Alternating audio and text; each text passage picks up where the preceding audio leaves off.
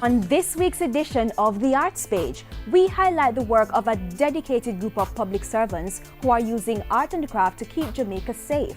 Yes, we're talking about the men and women of the Department of Corrections as they use October 26 to November 1 to celebrate Correctional Services Week. Let's join the festivities.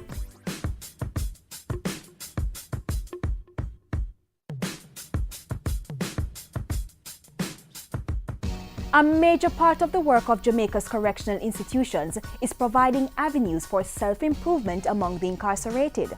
A popular arm of that push has been the use of skills training in art and craft as a rehabilitation tool. And every year during Correctional Services Week, Jamaicans get a chance to see and even buy some of the items produced by persons on the inside. This year is no different. On Tuesday, October 28, the department mounted a mini exhibition at the Horizon Remand Center. These activities, expositions are important because they showcase what it is that our wards and our inmates do within our correctional facilities. They show the talent and the potential.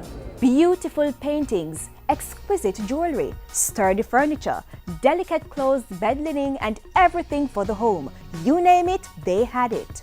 And appreciative stakeholders eagerly bought the exceptional products produced by inmates and wards of the state.